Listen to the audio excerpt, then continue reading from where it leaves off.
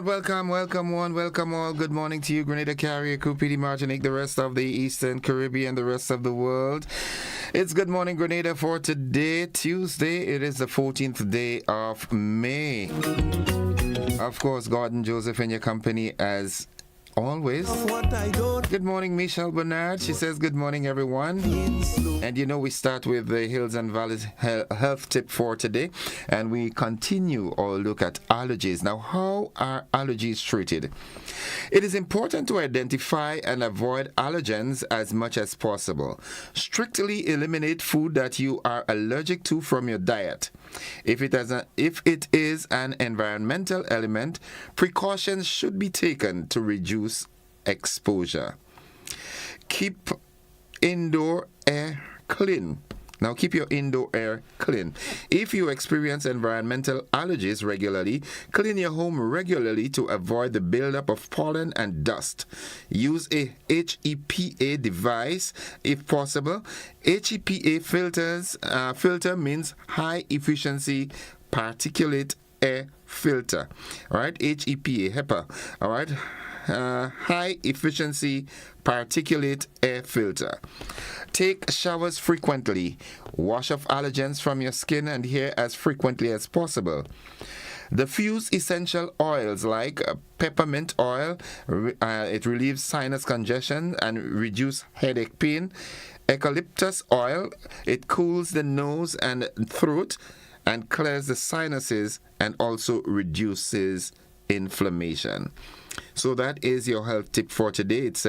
It told us how we treat our allergies. Okay, identify what they are, keep what foods that you're allergic to. All right, stay away from them. Also, if you're allergic to certain environmental conditions, you should keep your indoor air clean. All right.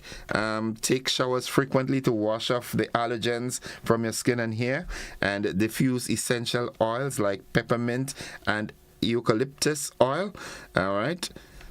These are the ways some of the ways. These are not all. There are other ways in which you can treat your allergies.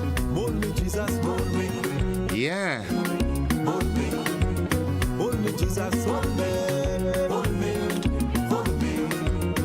23 minutes on to 7 o'clock. That is the time. Because I'm born again. Oh, yes, I'm born again. Yeah, born again. All right, let's get to the program this morning. This morning is going to be a busy one as always, Let's say good morning to Mildred Smith. Good morning, beautiful soul, Mr. Gordon, and good morning. Have a pleasant day, everyone. Catherine Phillips says, good morning, Grenada. Good morning, Innocent. Have a blessed day. Yulin Alexander, good morning, Gordon. Good morning to everyone. Blessings for a terrific Tuesday. Have a wonderful, safe day, everyone. Hermione, praise God. Good morning, my people. Yolande Swan is in the building, and she says, good morning to you, Mr. Joseph, and the rest of your listeners. Good morning to Upper St. John in St. Andrew. Have a blessed and productive day, people. Sylvina Charles, good morning, Innocent, and everyone tuned in at this time. Have an enjoyable day today. Jillian McIntyre, good morning, Mr. Joseph, and everyone else on the live. Yeah. Nice. Good morning. Let's get with the program. And the word of the day today, it is a noun. It is a naming word. That word is caveat. Caveat. C-A-V-E-A-T. Caveat. Now, a caveat is an example or an explanation or warning that should be remembered when you are doing or thinking about something. In legal context, caveat means it refers to a notice to a court, a judicial officer, to suspend a proceeding until the opposition can be heard. Caveat. C-A-V-E-A-T. Here's how we can use that word in a sentence. All investment advice should come with a caveat. The stock market is impossible to predict with absolute accuracy. Yeah, nice. Good. 20 minutes on to 7 o'clock. Good morning to Petlin, George, and the folks inside of Munich. Petlin, how you doing, girl? You got more firing? Yeah, firing porridge is a nice thing. Try it someday with some bay leaf and, some cinnamon and thing like that. Yummy, yummy. The Max Wins in Munich, good morning. Good morning to the folks in Richmond, in St. Andrew. Cook Hill Road, good morning. Irvin Simon, the simple one, good morning to you. The folks inside of Dunfermline, good morning. Good morning, Grits. Awa. Amoy, good morning to you and the entire home circle. All the folks in Dunfermline. Pearls, Cheryl, good morning to you. Simon, Jack, Arthur, Reno, and family, good morning. But I'm coming closer to home. The folks inside of Bacolet, Kitty Cat and Ariel and Alwyn and Debbie and the Sandersons and the McQueens, the Homes and Cafe, Louis, good morning. Nadisha, good morning. The folks in Mount Agnes and surrounding areas, Latant, Pomrose, Eggies and the boys, good morning. Apretut, good morning. Bellevue, and of course, home, Corinth at the moment, good morning. Syracuse, good morning. It's time for the thought of the day. It says, life is not about having everything. It's about finding meaning in everything. Yes. Life is not about having everything. It's about finding meaning in everything. You can have all the monies in the world and still be unhappy. Yeah. You can have all the fancy dancy things and still be unhappy.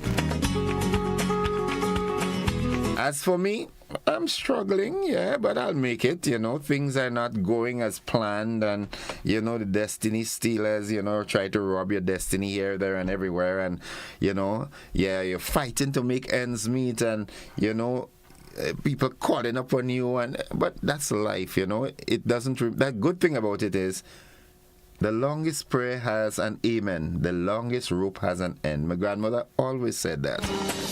This too shall pass. Whatever you're going through, it has an expiration date, yeah?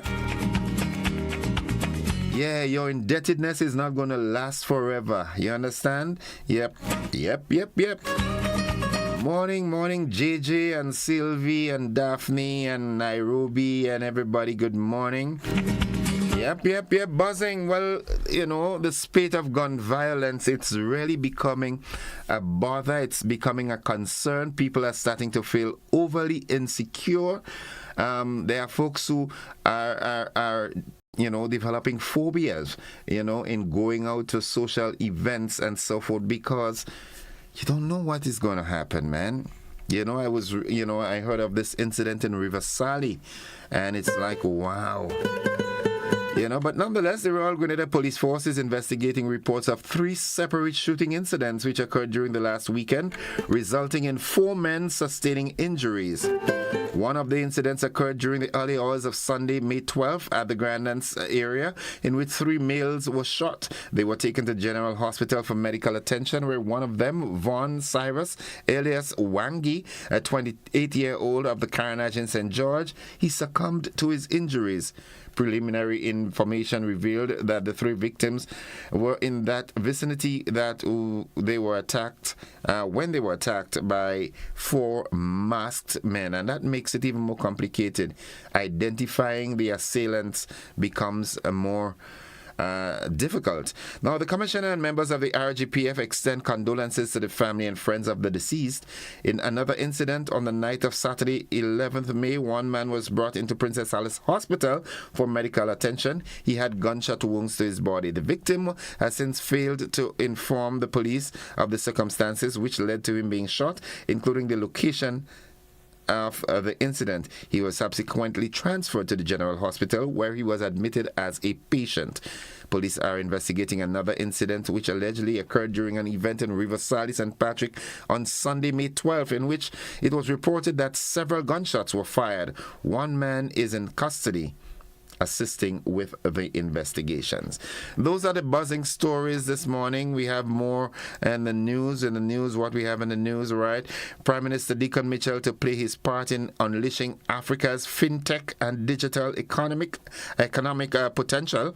Haiti began search for a new prime minister. Palestinians flee as Israeli forces go back into Jabalia.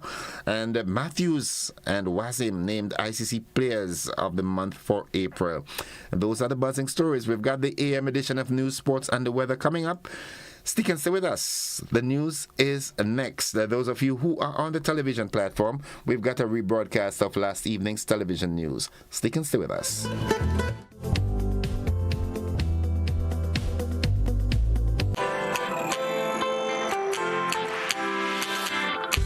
But when you need someone to help you to your feet, I'll be that beacon to your highest peak. Oh, I'll be right next to you. No, I will never leave. Come on, take my hands. We got everything we need. Cause you can look to me. Yes, I can. Whenever you're in need. Yes, you can. Just call on me and I'll be on my way. I'll be by your side. Never to divide. The light that shines our way. Wherever you run, we'll be right there with you. Wherever you run, we'll make your dreams come true. Next side, next side, next side, right next to you. Nexa Credit Union, with you wherever your road leads. Thanks for joining us. Top story. The Royal Grenada Police Force is currently investigating multiple shooting incidents that occurred across the island over the weekend, resulting in the death of one male and another seriously injured. Police have confirmed that Vaughn Warney Cyrus was shot dead in Grand Anse on Saturday night, while his male acquaintance was also shot and taken to the General Hospital. Unconfirmed reports say the two men were attacked by armed masked men in the Saigon area. Cyrus was reportedly shot in the head. No arrest has been made. Preliminary inquiries by the RGPF revealed that the victims were attacked by armed masked assailants, with Cyrus reportedly sustaining a fatal gunshot wound to the head. To date, no arrests have been made in connection with this incident. We can tell you too, in a separate incident on Saturday, another man was swiftly transported to the Princess Alice Hospital due to a gunshot wound in his leg. However, the victim, who remains unidentified per an RGPF release, has not provided details to the police regarding the circumstances of the shooting, including the location of the incident. Unconfirmed reports indicate that this incident occurred in Bel Air St. Andrew. The victim was subsequently transferred to the General Hospital for further treatment.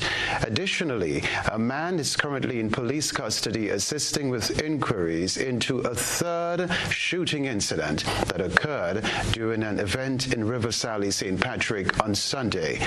Reports indicate that multiple gunshots were fired during this incident, prompting a rapid social media advisory urging residents to stay indoors or return home immediately for safety reasons. The RGPF continues to investigate all these incidents. The Grenada Broadcasting Network will provide updates as more information becomes available.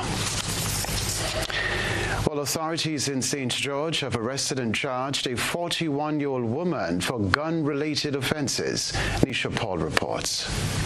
41-year-old Karen Regis made her first appearance before Chief Magistrate Francine Foster at the St. George's No. 1 Magistrates Court on Monday, following a police raid of her home on Friday night, during which a 9mm gun and 2 rounds of ammunition were recovered. The mother of 3 infants, who is facing ammunition and gun possession charges, has posted $50,000 bail with 2 sureties who are required to provide proof of assets. As part of the bail conditions set out by the court, Regis was also instructed to surrender all travel documents, request permission to leave the state, and report to the Central Police Station on Mondays, Wednesdays, and Fridays between 6 a.m. and 6 p.m. She was represented in court by attorney Jerry Edwin. The magistrate put an enhanced bail condition where each surety has to have $50,000 in value, each of them. This is unusual, but in light of the current circumstances that the country finds itself in, the magistrate's position is well warranted because we have an uptick in gun violence, and so she has put an enhanced bail condition. The 41-year-old is scheduled to make her second court appearance on September 17 for the start of the preliminary inquiry into the firearm and ammunition charges. Reporting for GBN News, I'm Nisha Paul. Now, a 78-year-old retiree is among two women arrested and charged as the Royal Grenada Police Force takes decisive action to enforce the no-burn policy, which took effect in April. The arrests come amid escalating concerns about unauthorized fires, especially as the country faces a severe water shortage. Another report from Nisha Paul. Jocelyn Ventor, a 78-year-old retiree from Bolio St. George, was arrested and charged last Wednesday with the offense of setting fire without providing prior notice to neighbors. Similarly, last Thursday, Donna James, a 33-year-old chef from Grand Anne St. George, was charged for setting fire to bushes without issuing advance notice to nearby residents. Both Ventor and James have posted $3,000 and $4,000 bail respectively and are slated to appear at the St. George's Magistrates Court on June 18th. In a bid to address environmental concerns and promote health and safety, announced the cessation of issuing licenses for burning with immediate effect, reminding citizens that burning should only take place with permission from the Ministry of Agriculture. The fire department of the RGPF has expressed concern about the number of persons wantonly in violation of the relevant laws and in defiance of the no-burn policy. A press release from the RGPF on Saturday underscored the imperative for responsible behavior, particularly during the current severe dry season, urging all citizens to adhere strictly to established regulation. Section 7 of the Agricultural Fires Act, Chapter 6 of Volume 2 of the 2010 Continuous Revised Laws of Grenada says that any person who sets fire on or procures, aids, or abets the setting of a fire on any land without the appropriate permit can be both fined and imprisoned. For further inquiries or guidance on burning protocols, individuals are encouraged to reach out to the Ministry of Agriculture, the Fire Department, or their nearest police station. Reporting for GBN News, I'm Nisha Paul. Other news, the 3i Africa Summit, which Prime Minister Deacon Mitchell is attending this week, is set to play a pivotal role in shaping the future of the continent's economy. With its theme, Unleashing Africa's FinTech and Digital Economic Potential, the summit aims to explore how long-term sustainable capital allocation can transform Africa's economic landscape, focusing on the potential of financial technology, FinTech, and digital innovation. More in this Nisha Peters report. The 3i Africa Summit offers a platform for policy decisions, international intellectual resource alignment, and entrepreneurial endeavors and investment networking. It will delve into various topics critical to Africa's digital transformation, including the ethical use of artificial intelligence, AI, to safeguard customer data and its integration into daily life. Prime Minister Deacon Mitchell, in his opening address, welcomed the summit, emphasizing its potential to strengthen bonds between nations.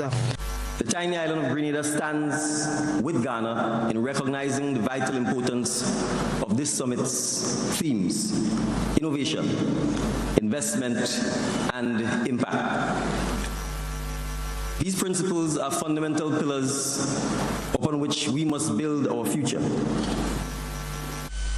In a rapidly evolving fintech landscape, this summit is a crucial opportunity to harness our shared knowledge and purpose to drive meaningful change.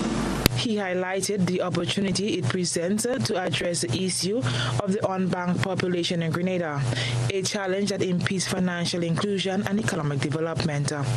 Many of our citizens are unbanked because it is actually impossible to open a bank account.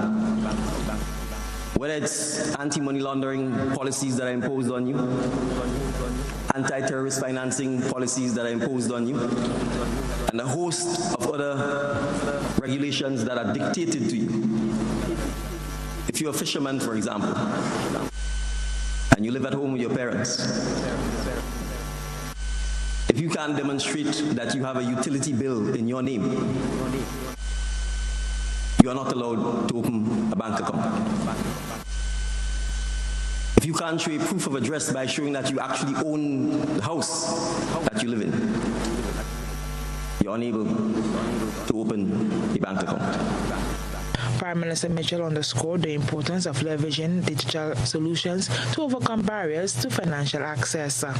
By fostering partnerships and learning from each other, we can collectively unlock the potential of fintech to address issues like access to credit, reducing the unbanked population, and streamlining cross-border transactions. The summit, organized by the Bank of Ghana, BOG, and the Development Bank of Ghana, DBG, in collaboration with LVND, established by the Monetary Authority of Singapore, seek to foster collaboration among stakeholders to harness Africa's fintech and digital economic potential. Grenada's delegates attending the summit, including Joseph Andel, Minister for Foreign Affairs, Trade and Export Development, will participate in various networking events and plenary sessions. The sessions will focus on critical areas such as digital public infrastructure, the digitization of economies, and strategies for effective digital transformation.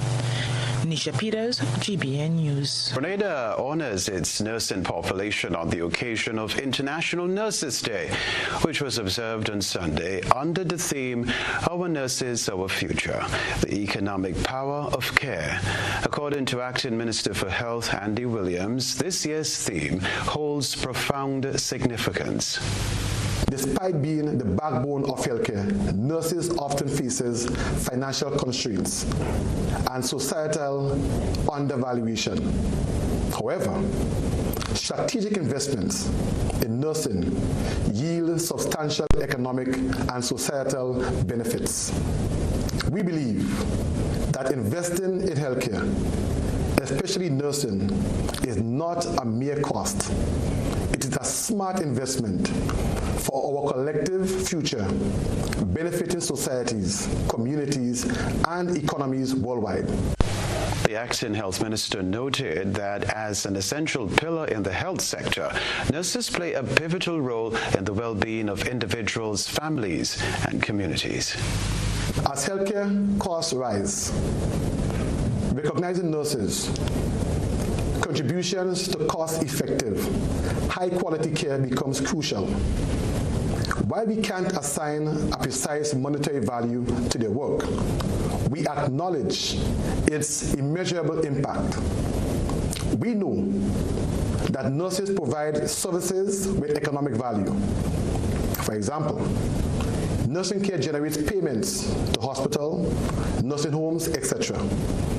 Nurses also help decrease hospital lengths of stay, prevent illness, errors, complications, and readmissions, all of which saves money for providers and adds to overall productivity. The minister added that the link between material prosperity versus poverty, health status, and quality of life are well documented. Poor health affects the ability of people to work, generate income, and care for their families. Access to healthcare impacts every health indicator, including maternal, neonatal, and child mortality rates, the rates of communicable and non-communicable diseases, employability, gender equality, workforce productivity, etc.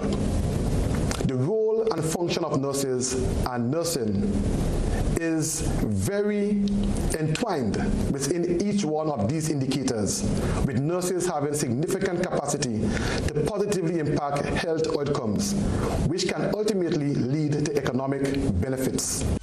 All right, so the observance of International Nurses Day coincided with the birth anniversary of Florence Nightingale, the founder of modern nursing. The Grenada National Council of the Disabled has initiated a project to enhance the accessibility of various education institutions and businesses for people with disabilities by installing handrails in restrooms. More in this report.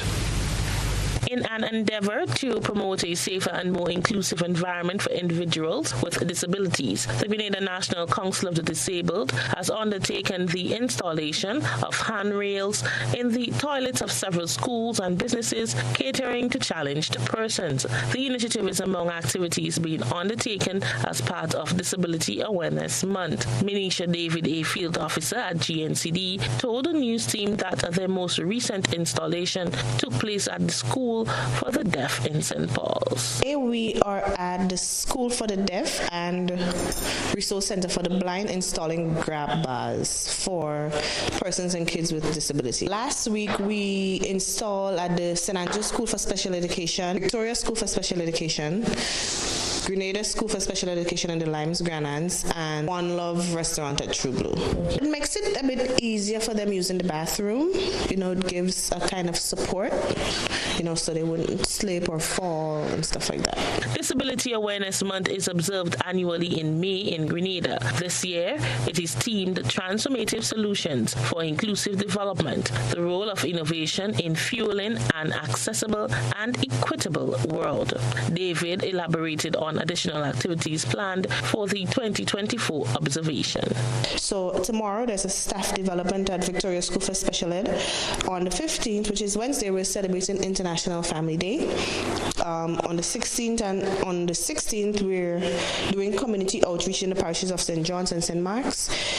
And on Friday, we're recognizing some business places who hire persons with disability. We started that last month or 2 months ago, and we're continuing on that path. For the upcoming days, we have a visit to Carriacou scheduled for the 20th to the 24th of May. Also, May 19th, we're going to be celebrating International Family Day at Rose Hill Plainfield. We have the 24th is the launch of the bocce. We have a health fair also scheduled, and just some other community outreaches, sensitization programs, and stuff like that. The field officer also encourages continuous support and care for persons with disabilities, not only during Disability Awareness Month in May, but every day throughout the year. Rena P. Thomas, GBN News. The story to report. Government has decided to acquire a building in the parish of St. David to house a state-of-the-art agro-processing plant. More on this Christina John report. In a bid to boost agriculture processing capabilities, government, through the Ministry of Agriculture, is prepared to acquire a building at Lackalum St. David for the establishment of an advanced agro-processing plant. The decision came after a recent evaluation of the building by Minister for Agriculture, Honorable Lennox Andrew, Acting Permanent Secretary in the Ministry of Agriculture, Alpha Brown, and other technical officers.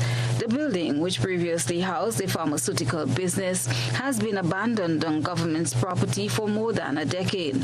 Recognizing the potential of this infrastructure, the government aims to repurpose it to support the island's agro-processing sector. The envisioned agro-processing plant will not only provide modern facilities but also offer a comprehensive support to local agro-processors. This initiative is anticipated to catalyze an increase in both output and quality of agricultural products, not only for domestic consumption, but also for regional and international markets. Minister for Agriculture, Honorable Lennox Andrew, explained further. The land belongs to government, but the property was constructed by the investor. Our intention now is to acquire the building and to use it as an agro-processing facility to allow our agro-processors to have a place where they can come and process their agricultural products. Of course, there are some legal issues involved, so we are working through those legal issues, and once we are out of those legal issues and the acquisition takes place, we can put in place our plan for the use of the building for our local agro-processors. If the legal matters can be resolved within a month or two, we can immediately afterwards start the process of redesigning and preparing the whole place for what we want to do. So let us say that, by the beginning of next year, we would like to see this place become fully operational. Chief Analytical Chemist at the Produce Chemist Lab, Erwin Henry, highlighted the significant production disparity between the potential of the lab and its current offerings. He emphasized the inability of agro-processors to access sufficient equipment to maximize production. So at the Produce Chemist Lab in Tantin, we have a small pilot plant. Now that pilot plant is more for research and product development. But over the years, what we'll have seen that when persons come and do training at the Produce Chemist Lab and they see the equipment, they will ask to utilize the facility. But the facility, as I said, is a pilot facility. It's not really suitable for large-scale production.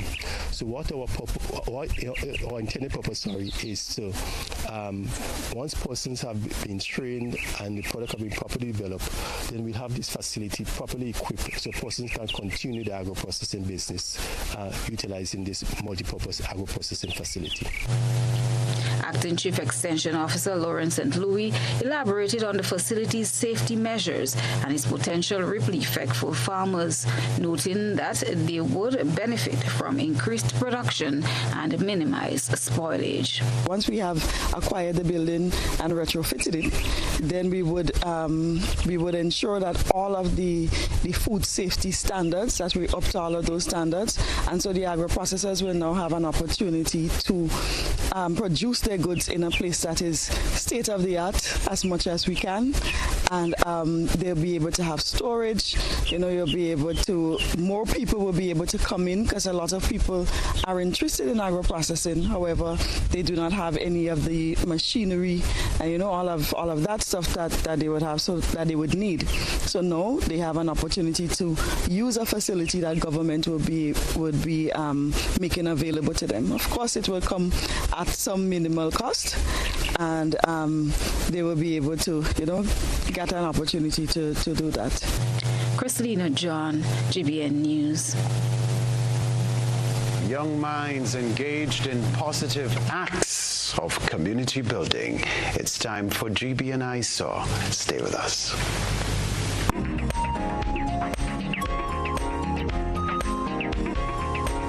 Tonight, citizen journalists submitted pictures of students engaged in a community project. OISA reporters said users of River Road experienced disruptions to their commute last Thursday because of an initiative undertaken by the Red Cross chapter of Wesley College. Under the leadership of Mr. Richard McQueen, the students embarked on a project to repaint the pedestrian crossings close to the National Stadium. Students and staff from 3 schools in that area use the crossings daily. OISA reporter said he was told that the young group observed that over time the original paint on the pedestrian crossing was eroded and thought this was a way to enhance road safety by repainting the crossing. We thank our citizen journalists for that submission. Send us your photo and video submissions via WhatsApp at 405-3052 or our other social media platforms. Ladies and gentlemen, the time has come for Grenada to laugh again. Heritage Theatre presents Spice Laugh Comedy Bash 2024, Saturday, June 22nd and Sunday, 23rd June at the Trade Center in Grandance, and on Sunday, 30th June at the Deluxe Cinema in Grenville. Showtime, 7 p.m. every time, featuring some of Grenada's best ambassadors of comedy: Robert White, Dillion Walters, Kareem Alexis, Dale Bowler, and other outstanding comedic performances, all coming to knock you off your seats with laughter. Get your tickets now. Bring out the entire family. Tickets are $60 and available at Mitchell's Pharmacy in Grandance, Gittins Health and Wellness at all outlets, Art and Soul Bookstore, Spiceland Mall, 3B's Shoe Store, downtown St. George's, Calico Supermarket, Grenville and Sutairs, St. David's Pharmacy, and Go to Fet. It's time for Spice Laugh Comedy Bash 2024. I'm a VIP. I'm a VIP. I'm a VIP. Are you a VIP? Have you taken the necessary steps to safeguard your child's health? Let's get it right. Get your child on their vaccination schedule. Our national protection and coverage is our national priority. Our actions will impact Grenada's health and wellness. Let's make childhood immunization and vaccination number one. I am Senator Jonathan Lacrette, and I am a VIP champion. Let's make all our children VIPs, vaccinated, immunized, and protected. Let's all be VIP champions. A message from the Ministry of Health, Wellness, and Religious Affairs, Be a VIP Childhood Vaccination and Immunization Campaign in collaboration with UNICEF and the Pan American Health Organization. Are you looking for a reliable, affordable, and customer-friendly pharmacy? Look no further than Hills and Valley Pharmacy, the nation's leading healthcare products and services provider. We are committed to serving you at convenient locations. Find an extensive and affordable selection of prescription and over-the-counter drugs and medical supplies at Church Street, Hillsborough, Carriacou, Jubilee Street, Grenville, St. Andrew, near the bus terminal, and Halifax and Grenville Street, St. George. Our committed team is always available to offer valuable assistance for managing your health and wellness. Discover the additional benefits of our wholesale distribution on Halifax Street and our Medcare Center on Grenville Street, where we provide in-house physiotherapy, massage therapy, doctor consultations, and eye care services. Our commitment is to satisfy all your healthcare needs, including competitive prices, loyalty rewards, and special discounts for seniors. Contact us at 435-6904 and WhatsApp 535-4734. Choose Hills and Valley Pharmacy. Remember, your health is our business. Served Grenada for decades. We are the #1 and largest electrical supplier. Hi, welcome to Sunny Electrical. How may I help? We offer electrical wiring accessories, tools, and appliances for all residential, commercial, and industrial applications, which is what we are known for. And we expanded our products with new innovative ways to modernize your home. New homeowners will be captivated in our lighting showrooms. Some more pendant lights here. These are very multifunctional because they can work for kitchens, living rooms, bedrooms. We have a wide selection of lighting, ranging from indoor to outdoor and solar. We are also available for site visit services to assist you with selecting the perfect light for your forever home. We are located at Dusty Highway in Grandin, St. George. Sudden Electrical. Best value, expert advice, quality products.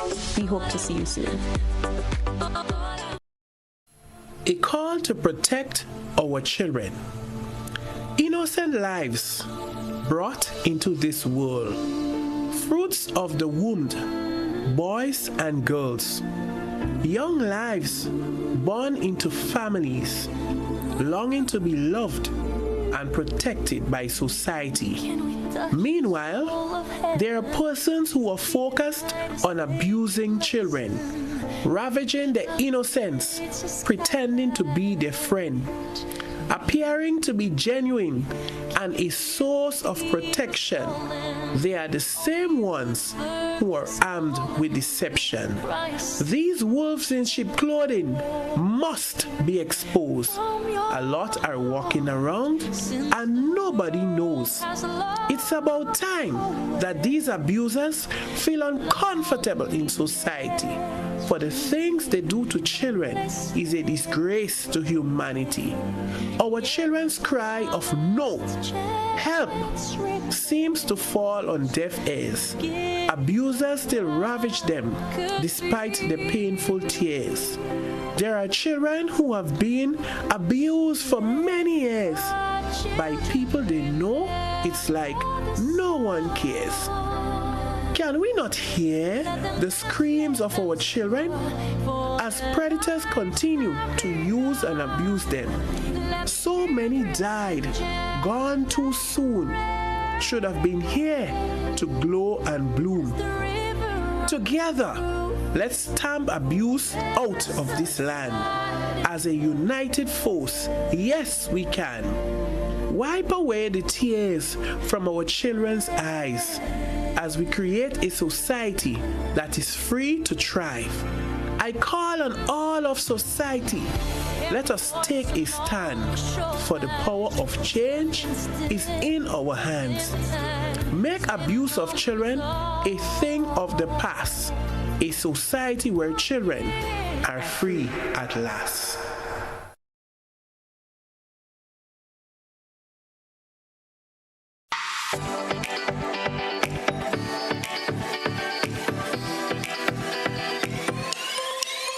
From the fertile heart of Grenada to the far reaches of the globe, Ram's Supermarket brings together the best of both worlds. Savor the freshest, locally sourced produce from our trusted Grenadian farmers and explore a curated selection of top-quality international favorites. Experience a shopping journey where warmth meets a world of flavors and affordability meets premium quality. At Rams, we welcome everyone to discover the joy of global and local culinary delights. Nestled in Sugar Mill, Grand Anse, we are open all week to offer you a taste of home and beyond. Rams Supermarket, where our family, community, and the world come together. We are the good food people.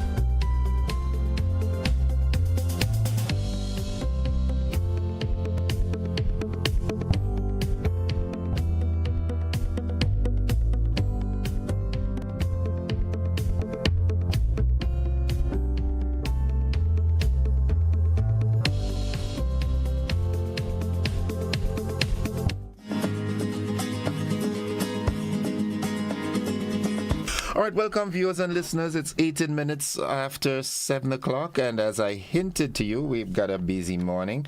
I've got with me in the studio two distinguished guests.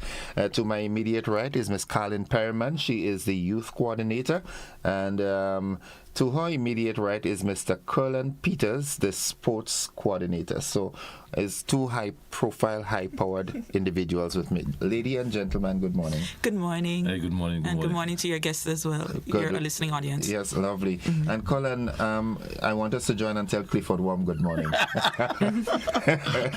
Cliffy. Clifford, you get position and we get people that I sure I can be Clifford. Yes, I still feel like I beat him in a shot. I still feel like I beat him in a shot. Well, I tell him. So in a sense, I mean, you come last, right, you come last, you come third. No, you ain't beating me again. I win this time.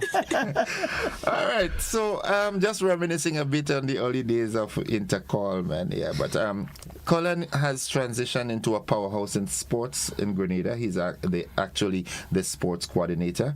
And we're here to talk. We just had the sports policy, the elections for the councils, the various parishes, and so forth. And Colin is going to tell us about that. How has that transpired, the elections and so forth? Oh, well, I must say good morning to the viewers and the listening public. Well, the policy on sports and physical activity, we have been implemented since 2010-11, and we are back now in 2024-23, where we have done some reconsultation in all the parishes to look at the old I want to say the old document, and in the modernized time, we have some new recommendation that we had to come on board. So it was tweaked a bit. It was tweaked a bit, yeah, because there's some new concern now within that period. You look at mental health and mental wellness for athletes. You look at athlete nutrition. You look at the Akai system. You look at so there were some new ideas from the reconsultation in all the different parishes that would need to be implemented or to input into the new policy. It had gone to the process, with Parliament to all the legal aspect of it, and we reaching what we have done now. We say implementation phase. We went around to all the parishes to do the election of members for the parish sports council. We did over a week period where we started in Carriacou, and we completed this Saturday in Carriacou for Carriacou and Petit Martinique. I must say the turnout in all, the process was to be elected, you have to be in the parish, you have to be a member of a sports club, a group, organization, a school, and then so you have nomination, and they appointed there, and someone nominated the persons for election, and we must say that was done successfully. We had an election committee with Mr. Ray Roberts and Glenn Alexander that go along with us to make sure that the election process was done according to law, and that was done. So right now we have all the parishes with the chairman and the executive members to represent the parish, the individual parish on the National Sports Council. Well, that's good, but I remember a couple months back, I hosted Beyond the Headlines, and the sports policy was talked about, Dexter Mitchell and all. What are the true intentions of the sports policy? Well, basically, the sports policy, it helps to structure sports in a much organized and structural manner within the community. It look at giving the support to community groups, to village, to each parish. So basically, what we'll have like a decentralization of the power in sports, basically, because you'll have that council with members from each parish that will present an annual budget for the development of sports within the parish, grassroots program, all other aspect of it, fields, maintenance, everything. So it helps you to give direct injection to where it's needed in the parish. So if you look at one of the main things, we think about how you're going to reach the athletes, the sportsmen. So they'll be able to identify the talent, be able to give support from there, both from the grassroots, because we got to build from start, and we want to build at the community. So we want to get back that community togetherness, that community sports, that will help curb that delinquent behavior, that will help build community strength and togetherness. So the intention there is to get sports back within the community at a parish level, that we could see it as national, and see each and every parish will be able to get this support for the scheduled events for the year, and you have the financial resources for that your council to execute some of the programs, not some of the programs that are outlined.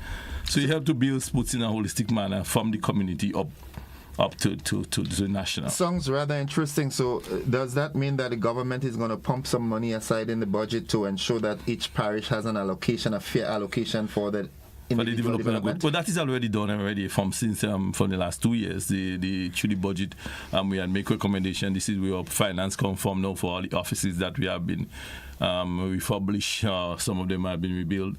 And so we are using, so that injection had started way back. It wasn't just talk about getting the sports policy or the government put the money into it. And also the money for the subvention for the parish to councils for operation and for organization and for competition will all be distributed equally. Yeah. And in addition to that, with the governing body, the head of that, will there be a support mechanism in essence to go to the various villages and create the structures, the proper structuring of the clubs? Because we have a lot of clubs operating but no structure. Well, the parish puts the responsibility of the parish puts council. You have 7 elected members. We also have some appointed persons. So we have a coordinator for a parish sports coordinator. And the responsibility basically will be to coordinate all the sports, because all the sporting and competition within the parish will fall under the sports council. So they will be there to you. So your your responsibility basically will help to develop the clubs, the leagues, the schools, sports, all sports in both recreational and non-recreational sport within the community. So we'll have plans on evenings on this for evening for citizen exercises, for persons who just want to recreate in the park. And so all that will be managed and coordinated, And what I've seen, because I told you I just been from Carriacou and we must have the discussion. Carriacou want to make sure both Petit Martinique that they get an equal slice of that cake or how it will be shared. So it will be, so some of the development here will be done also in Carriacou and Petit Martinique. We will have the budget for that sports council. So I want to congratulate everyone that came out and support and vote the persons that they wanted to represent their parish on the National Sports Council. So my final question to you before I come to my goodly lady here. When we talk sports, are you going to engage all the sporting disciplines, or are you going to be focusing primarily on cricket, football, and so forth? Are we going to see a re-emergence of basketball and volleyball and all the sports that even including the Paralympics? Yeah. So when I speak at each, because I've been to each election except the one from St. John's. When I speak to them, I say let's see how we can prioritize on the small sports. So within you, so when you sit as a council, you sit as a member of each parish, we want to look at, in the ministry, we want to put some emphasis on that, maybe from next year or within the parish, to put some more emphasis on some of the sports that haven't got that support before. So you name it, we have, I must apologize for the last 2 years for the basketball. Due to the expansion of particular sports and the school year, we were able to have a successful basketball competition within the ministry. One way say, but that not alone with the role of the ministry, but the ministry play a big role in getting the competition going. So you want to prioritize on some of the small sports, give them support. The volleyball, the basketball, the netball, the table tennis. As I say, the lawn tennis. Yeah. We must put some, because if we had to expand, we have seen track and field reach the level with the budget that is needed. Football, so we need to at least be honest and put some emphasis. So I hope that when the parish councils submit the budget and the event schedule, we'll do workshop and other activities we plan with them. We'll try to see how we could give that press to some of the activities, which you support and everything, so that we can go to some. I would love to see the tennis court in Sam up next to Sam's and they come back alive. But Don Foreman produced that. Yeah, I think that discussion come up. You see, I'm the fly on the wall. Yeah. I heard that the surface is there. Yeah, the surface is there. Because it's like the Paul's Airport. It's not going anywhere. Yeah, you just have to grade it out and maybe. But I think that discussion is in the making, past the making stage. Okay. You have. I think the land have a owner, so the discussion at that level, and all this will be taken consideration both by the government or by the parish. All right, now let me turn my attention to the beautiful lady, Miss Carlin Perriman, the youth coordinator. Mm-hmm. And tell me, as youth coordinator, what do you do? I do quite a few things. I ensure that our programmatic agenda in the Division of Youth is it's done the way that it's supposed to be done and it's successful at the end of the day. I manage the staff at the Division of Youth. We look at all the issues, all the challenges that youth are facing, etc., and we develop our programs around that. We consult with our stakeholders, especially our young people, to figure out what it is that they want, etc., and how it is that we can facilitate them and how it is that we can enhance them and develop their skills, etc., from a national perspective.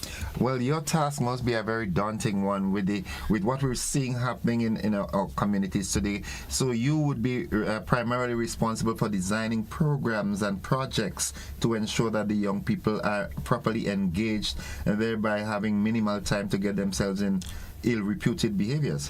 I will be part of the personnel that is responsible. We have to understand that youth is not necessarily a sector. It's a holistic approach. We all have responsibility. You have a responsibility as part of the media. By playing the right music. By not just saying the right things and giving that encouraging and motivational talk on a morning. I do my best. I think you do. As a father, as a community member, etc. So we all have a responsibility, but as part of my role within the Division of Youth is to kind of collate all of that and try our best to develop programs, etc., as you said, to keep them occupied. But not just to keep them occupied, but to get them to develop a sense of self, to get them to understand their role in the process of elevating themselves, of developing themselves, of becoming empowered holistically so, and maximizing on opportunities that are available for them, those that are readily available, those that are seen, those that are probably not very much seen, but they can find their way through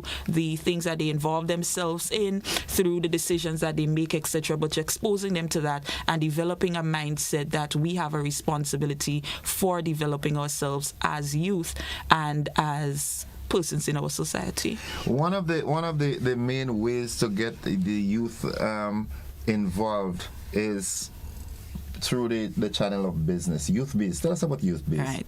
That is definitely one of the ways, because what we're realizing, our young people are heavily focused on making money a lot of the times, and they prefer to find pathways that makes them maximize the opportunities to make money rather than engaging in labor and engaging in work per se.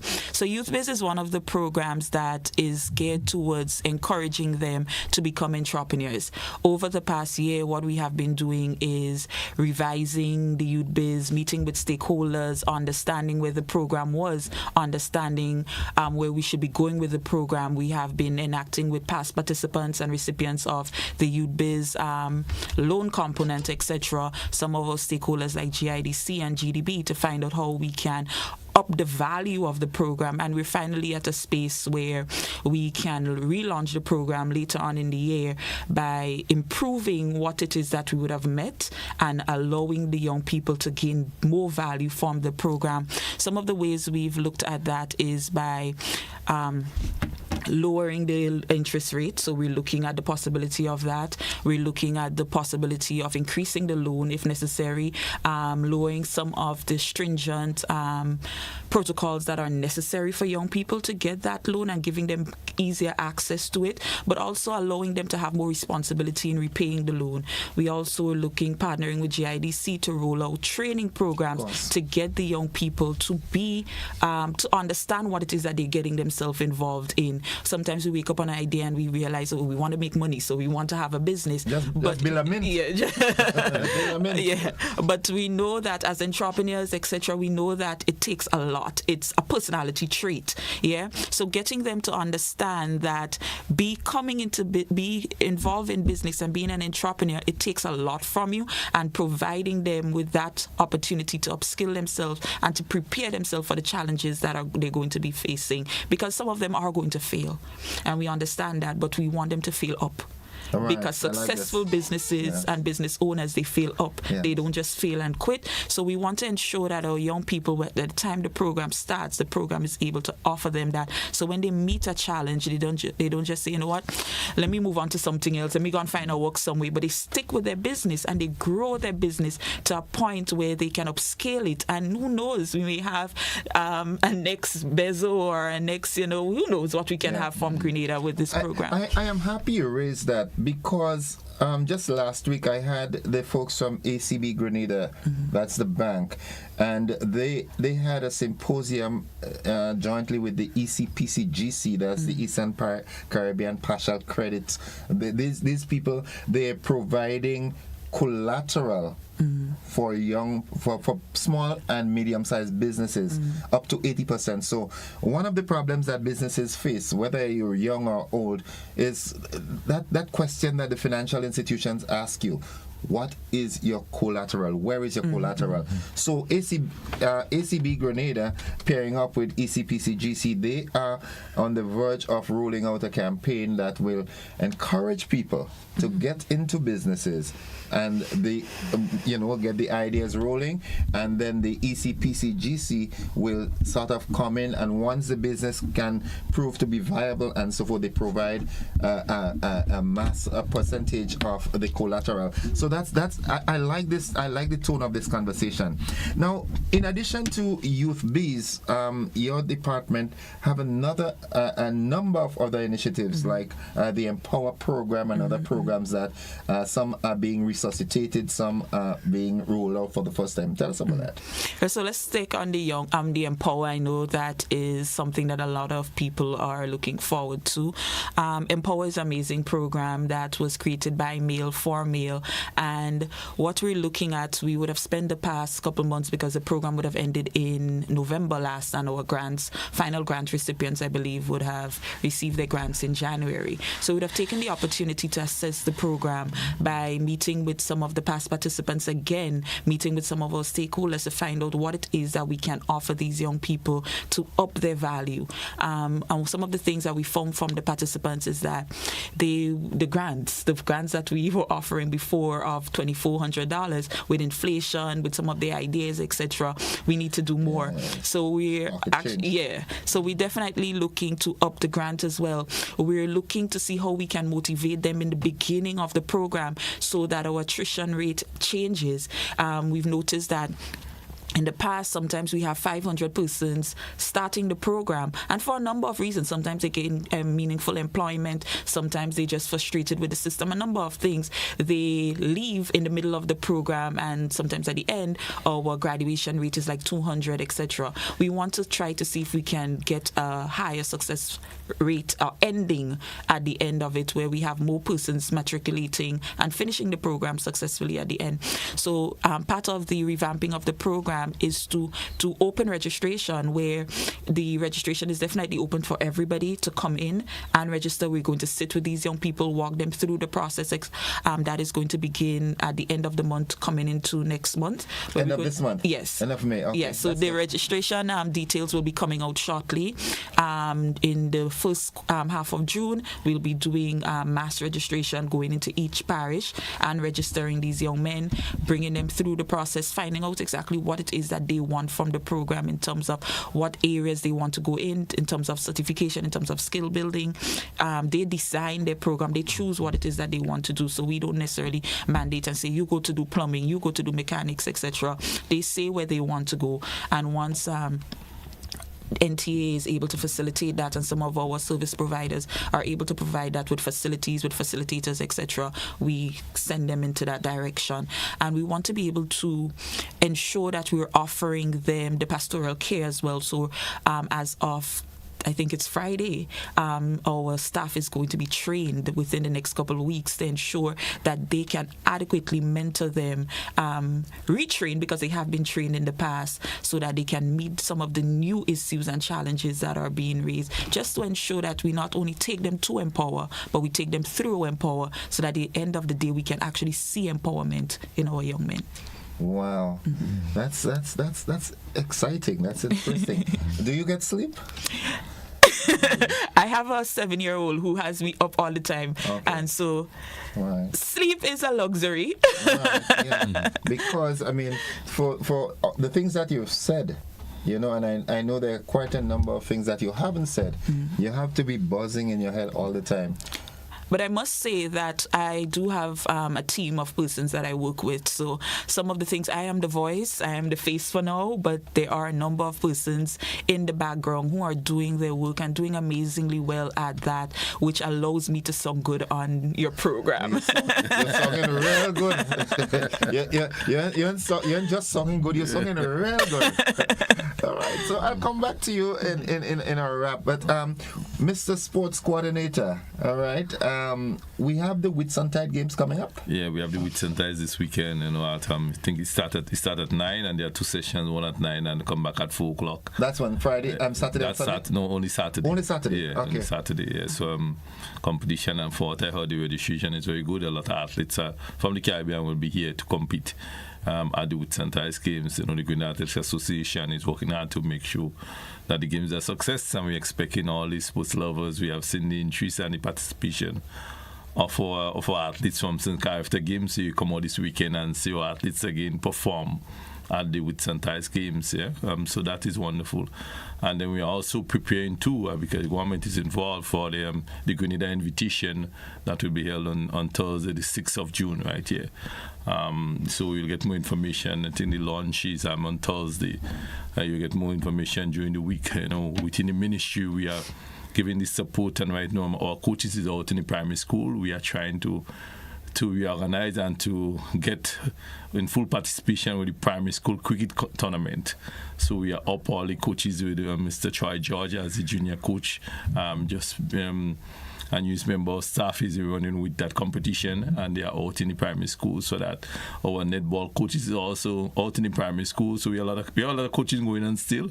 We are also preparing for the summer program with the collaboration with the Ministry of Youth and Sports. So we're looking forward to that. We're preparing also to get our team organized for the Winwood Island School Games that will be held in St. Vincent. We are the defending champion. I want to say that straight up. For a number of years, eh? For a number of years. Yeah. So we are going to St. Vincent this July week, the weekend in July, to compete at the Winwood Islands Games. I'm believing this next week for the meeting of directors of sports for for discussion on that and ways of improving it. So we are doing a lot to make sure that our sporting, we're preparing for our competitions to be held in September.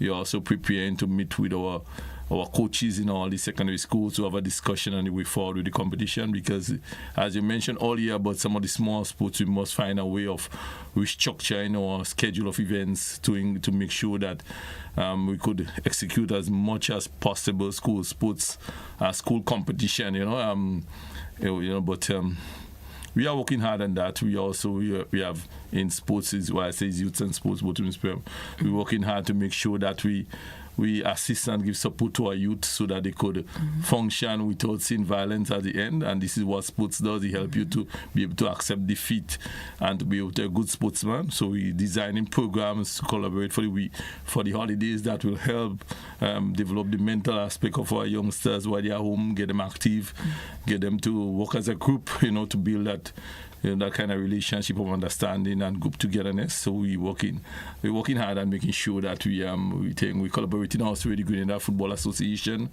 to pilot our elite program where we're going to be selecting, GFA be selecting the players, and we'll give them financial support so they could train every day and live in. So it's a wonderful approach to the growth and expansion of sports. We're also looking at our sports tourism package for this year as one of our priority, and we are doing all we could do to make sure that we see the expansion to be holistic and to collaborate in all aspects of our sports and of our society.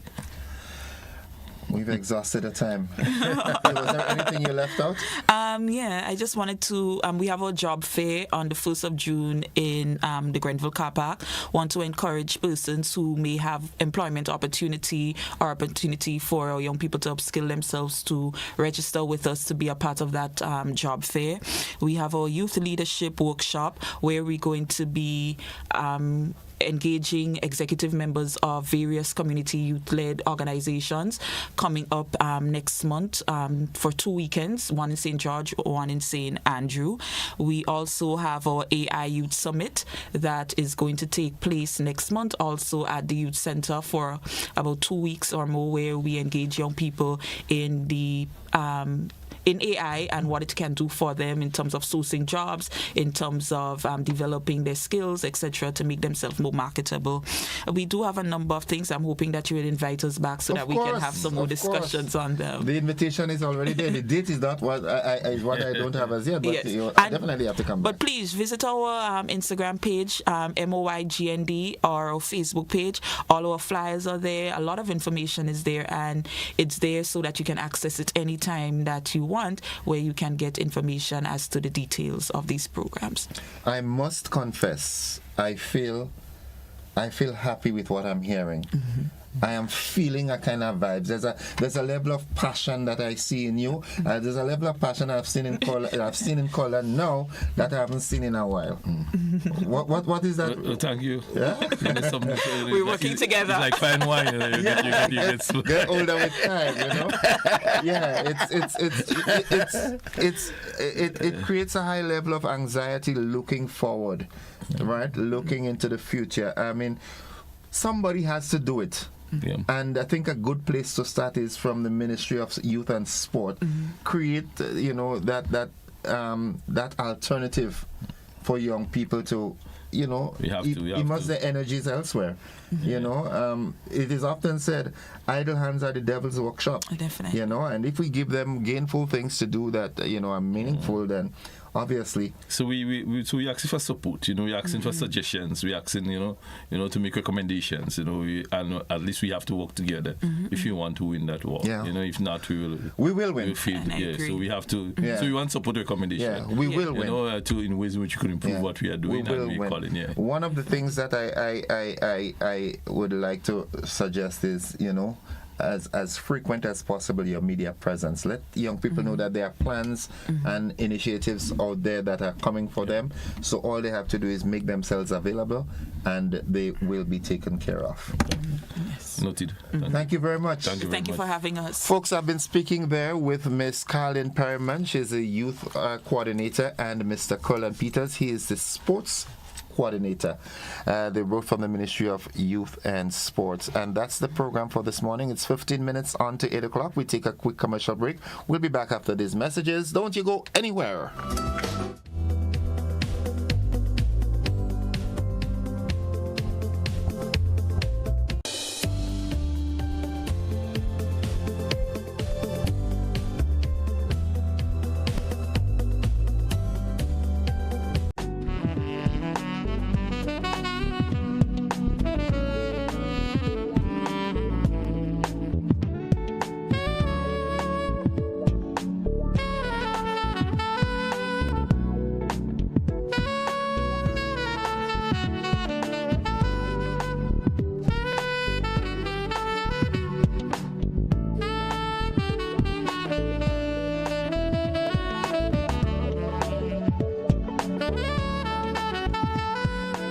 Ready to witness the ultimate showdown of athleticism and adrenaline. The Whitsuntide Games are back, and they're bigger and better than ever before. Join us on Saturday, May 18th at the electrifying Kirani James Athletic Stadium. The action kicks off bright and early with the morning session starting at 9 a.m. sharp. Watch the best local and regional athletes go head-to-head in a battle for glory and supremacy. But wait, the excitement doesn't stop there. As the sun sets, the evening session ignites at 4 p.m., promising even more heart-pounding action and jaw-dropping performances. Secure your spot now. Finish line A, lower and upper, $30. Finish line B, lower and upper, $25. General admission, main stand, $20. Get them now at gotofed.com. Mark your calendars and be there to cheer on your favorites as they strive for victory at the Whitsuntide Games 2024. Ladies and gentlemen, the time has come for Grenada to laugh again. Heritage Theatre presents Spice Laugh Comedy Bash 2024, Saturday, June 22nd and Sunday, 23rd June at the Trade Center in Grandance, and on Sunday, 30th June at the Deluxe Cinema in Grenville. Showtime, 7 p.m. every time, featuring some of Grenada's best ambassadors of comedy: Robert White, Dillion Walters, Kareem Alexis, Dale Bola, and other outstanding comedic performances, all coming to knock you off your seats with laughter. Get your tickets now. Bring out the entire family. Tickets are $60 and available at Mitchell's Pharmacy in Grand Dance, Gittins Health and Wellness at all outlets, Art and Soul Bookstore, Spiceland Mall, 3B's Shoe Store, downtown St. George's, Calico Supermarket, Grenville and Sutez, St. David's Pharmacy, and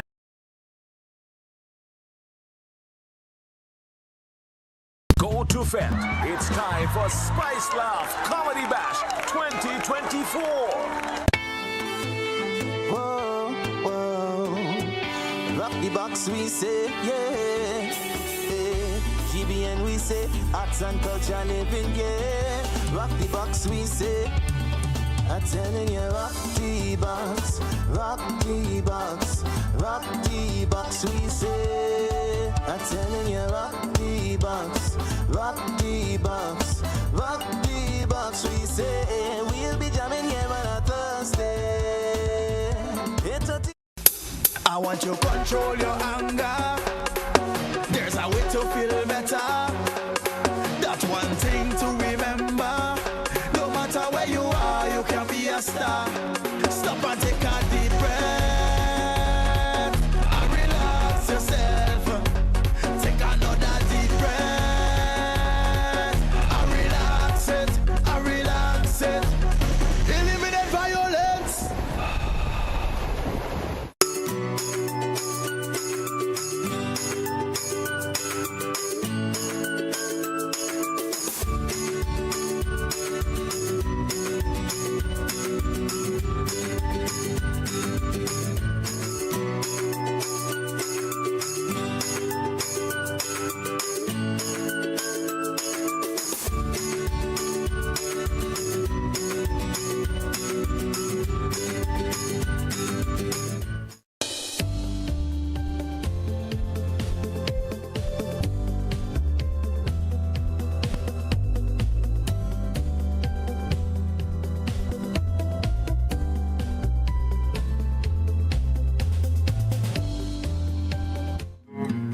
Welcome back, viewers and listeners. It's 10 minutes away from 8 o'clock. At this time, we've got a presentation from the folks at Real Value IGA.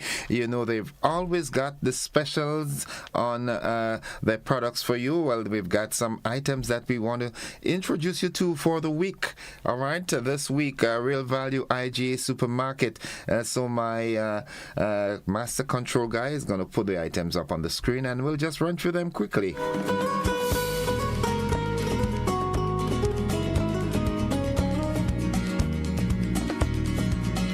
Just in case you're wondering the time, it's 10 minutes on to 8 o'clock. You're a frequent shopper at Real Value IGA? Well, we've got the specials on for you. And this week you can take advantage of the enriched bran flakes. It was now it was $14.25. It's now $11.60. You can save $2.65. Also, they've got the Nissin Top Ramen, the shrimp 6-pack. It was $14.75. It's now $9.50. So you're saving $5.25. Yep. Also, Duncan Hines Fudge Marble Cake Mix. All right, it was $16.75. It is now $11.80. So you're saving $4.95. That's a huge savings. All right, Quaker Oats, 100% natural whole grain. The old-fashioned oats, the way we used it. You see the box? Yeah, it was $39.75. It's now $26.90. So you're saving $12.85. Also, Prego Chunky Garden Combo. It was $20. It's now $10, so you're saving a whopping $10. You can also take advantage of the Pearl Milling Company Original Pancake Syrup. It was $29.50. It's now $19.95, so you're saving $9.55. And of course, Cheez-It with white cheddar baked snack. That's the crackers. It was $29. $27.53. It's now $19.15. So you're saving $8.38. They've also got the Ocean Spray Cranberry Juice, 64 full ounces. It was $23.02. It's now $17.90. So you're saving $5.12. They've got the Pringles Pizza Potato Crisp. It was $14.50. It's now $11.25. So you're saving $3.25. Folks, head on down to Real Value IGA today and take advantage of these specials. And that runs for the week. All right, go on and ask for them. 7 minutes away from 8 o'clock. We do have a few minutes left, and we will like to accommodate your calls at this time. Let's go to the telephone line and say good morning. Good morning to you. Morning, Culture Man. How you do? How you do? Well, okay, now. Uh-huh. Can you please, the last Friday in May month, the last Friday, and you're supposed to know this place in Carrie, that you were going up to Alstead shop. There will be Jagby Saraka, but is Bashilaka the last Friday in this month. But Bashilaka wasn't on the 5th. No, he make it thing for himself. Okay. He doesn't make it together the Carrie road. Okay, no problem. Yeah, so the last Friday in this month, that will be his Bashilaki or whatever, Saraka. And Mr. Innocent, I want to send a tribute to the family. And if my brother in Pastor Vito, he could have been 58. He's 58 birthday. Yeah, that's my brother in Pastor Vito. So I want to say a good tribute. Pastor of him and thing, and today could have been 58, so he is always wherever he is, and I know he is, so he is always in peace. All right. Okay. Thank you, Culture Man. Thank you. Collar Man came to my mouth. So good morning, Collar Man out there in Trenchtown. Good morning. Hope you're doing fine. Let's go back to the telephone line. Good morning, caller. Oh, yes. Good morning, Doc. How are you? Not too bad. And how are you today? I am alive and thankful. That's the most I can be. And that's the best. Yes. Right, have a good day. I'll tell you, Innocent, let me call you Innocent for the first time. My brain is just going around after listening to Beyond the Headlines last night with Mr. Dow and Nawasa personnel and so forth. And that lecture our Prime Minister delivering that African meeting. It takes me back many, many, many years ago. And some people doesn't like to hear me say this, but, I'm a proactive person. And I'm what you call a person who thinks in the perspective, right? Imagination.